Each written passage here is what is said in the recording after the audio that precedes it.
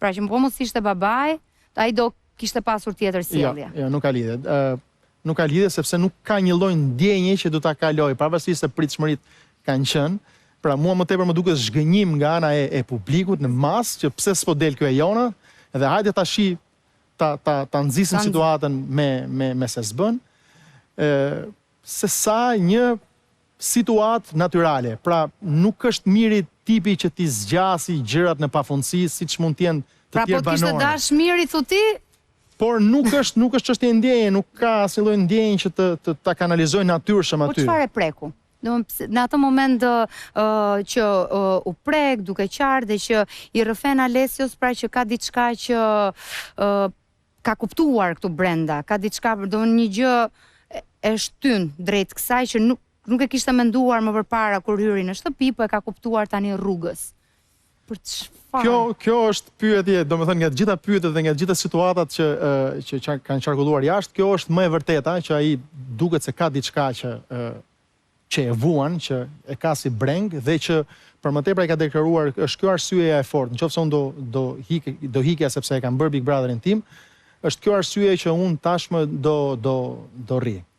Se çfarë ka dhe se çfarë mbase do ta bëj publike në vazhdim. Diçka patjetër, por do me nuhatjen tënde, pra çfarë mund të jetë diçka që ka kuptuar ai dhe që ta bëj mirin të qaj nga ana tjetër. Lidhet me karrierën, lidhet me familjen, lidhet me vet atë, lidhet... Unë them që është një përjetim i tij, të cilin ai nuk do ende ta thotë, sepse për hir të vërtetës ne pavarësisht gjitha sfidave që kemi kaluar edhe si grup edhe në sken, asnjëherë nuk i kemi bërë prezente hallet apo problemet apo brengat apo merakët tona. Në gjithë kohës neve kemi qenë shumë hermetik dhe në përfundim të situatave kemi zgjedhur t'i themi. Pra ka shumë gjëra që ne kemi kaluar në sken, po i kalojmë.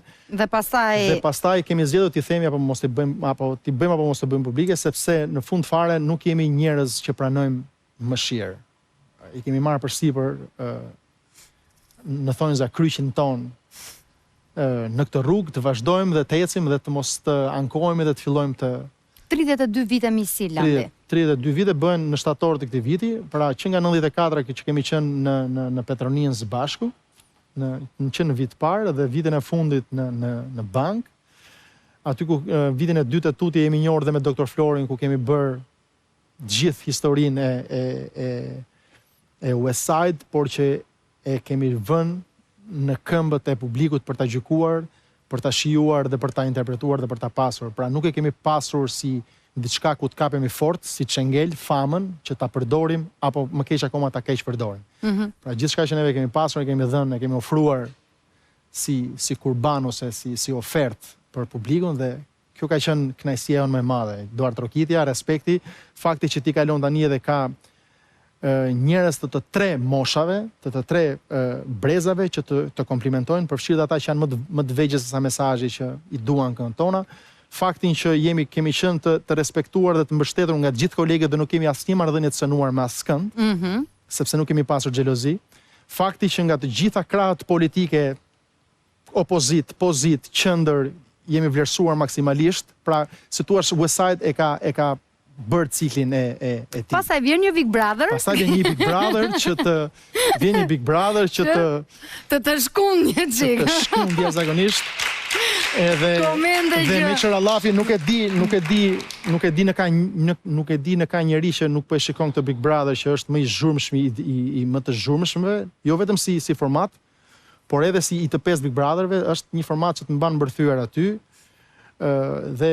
dhe duhet ta shikosh. Për çfarë të vjen më tepër i natë? Për çfarë të vjen më tepër i natë? Për shkak që i thuhet miri dhe ti thua po s'ka lidhje, nuk është kështu, nuk më vjen i natë. Nuk më vjen i natë sepse unë e di që e thash, formati është i tillë që edhe nëse do shkosh ti thuash diçka specifikisht mirit, tysnia është aq e madhe aty sa në fund javës do ta ketë harruar. Ama një gjë që thua ja fute kokë më burr, ç'a po bë?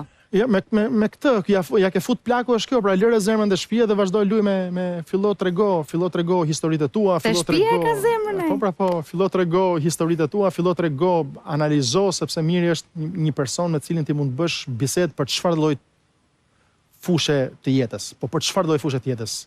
Dhe nuk do dole të ndalesh në emra të përveçme, po e dyshoj shumë fort që dikush aty brenda mund të jetë në nivelin e mirit për të folur për çfarë lloj teme. Mua përfshir. mua përfshirë. Pra ka tema që unë nuk i diskutoj dot. Miri ka tema, për shembull sportin, unë nuk jam fan si madh i sportit. Më mirë më bisedosh për sport me analizë, për politik, për Big Brother, për çfarë lloj gjë, më mirë mund ulet të analizosh. Me mua nuk e bën dot. Dhe aty brenda Miri nuk e ka një koleg që mund të flasë. E ka Rogertin, si shpjegohet tani me Rogertin? E dyshoj, e ka koleg në lojë, duket tani domethënë sikur duket sikur po gjejnë gjuhën e përbashkët, si ka mundësia? I tha një shprehje më... I tha. Ndërmjet të poshtrat që mund të merrten atë pikë. Mua ajo fjalë kur më shpërmendur jashtë e kam thënë, është një fjalë që unë nuk e fal atë fjalën, edhe pse më është thënë për mirin, ose për më tepër nuk di, bazë është efekti Big Brother. Është efekti Big Brother që të hipnotizon dhe të bësh të dalësh nga relativizuar ai shumë fjalët aty brenda dhe kanë fituar dhe imunitet me ç'duket. Ka diçka. E fundit lan. E fundit. Pra ideja, unë thash para ca ditësh thash një shprehje që lidhur me gazetarinë dhe me objektivizmin, pra portalet duhet nxitojnë të shesin një lajm apo duhet thonë të vërtetën. Në këtë pikë askujt nuk i intereson. Por unë do thoja këtë për të bërë një paralelizëm dhe komentuesve. Nëse nuk e sheh Big Brother, je i pa informuar. Ama nëse e sheh pjesërisht dhe nga videot e shkurtra apo nga komentet, je i keq informuar. Unë pak për e sigurt nuk jam i keq informuar sepse gjatë gjithë kohës po e shikoj dhe po e shikoj me shumë objektivizëm. Duke marrë parasysh të gjithë trysninë dhe mesazhet e pafundme që vinë në gjitha format dhe në kanalet për mirin. Po jam shumë i ftohtë sepse nuk dua që as të paragjykoj dhe as të gjykoj. Të duhet të flasësh shpesh me të shoqen? Flasim rregullisht. Të dashur ta qetësosh apo? Jo, sepse ajo është e qetë. Bëri një intervistë që në Top Albania Radio. Nuk e shikoj që Rabea duhet të jetë në çdo kundërpërgjigje sepse nuk është se do ta zgjidhësh hallin dhe nuk është se do ta sheshosh situatën që krijohet jashtë. Ajo doli dhe ka dhënë një super intervistë. Pra, domethënë në të gjitha daljet që un kam bërë për Big Brother, për mua intervista e Rabeas është ajo që është më elokuentja, më e foli në vetë të parë bashkëshortja në Top Albania Radio me Elona Duron. Në një përcaktim deri në këto momente. Sa mendon se ka dhënë miri nga vetja? Ka dhënë më shumë se sa mendoja. Ndoshta është deformati, thash, ky Big Brother është shumë i zhurmshëm dhe mua më duket sikur të gjithë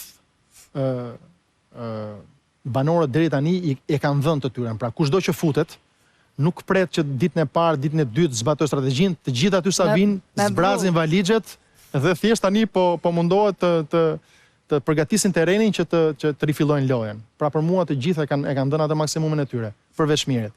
Përveç mirit. Ka akoma për të dhënë. Ka shumë për të dhënë. Dhe ne në vim shumë për të folur. Landi, faleminderit. Suksese. Edhe oj çike Beberexhës. Po nuk e di tani, po si është, keni hyrë në bashkëpunim? Nëse jo, neve se është edhe refreni momentit, oj çike. Është refreni momentit, nuk e di, ai kanë nxjerr këngën ashtu akoma. Di që ajo ka thënë vetëm çike. Ka dal, u bën pak ditë. Po nuk e di është kënga apo teaseri që ajo do nxjerrë një album. E ka, domethënë me titull tjetër se s'po më vjen për momentin, por në nisje të këngës e ka vetëm këtë oj çike. Po e ka specifike çike, luje belin çike, ti je një bombë atomike. Landi, faleminderit që ishim së bashku. Ndërprerje publicitare, në tjetër atmosferë diskutojmë për një peticion që është nënshkruar nga më shumë se 700 prindër, më falni, deri në këto momente që flasim, iniciuar nga Marsi Simo me dëshirën për t'ia drejtuar Ministrisë Arsimit lidhur me kushte më të mira për çështje të mësimdhënies ndaj nxënësve në shkollat shqiptare. Mbas publicitetit flasim pjesën e dytë.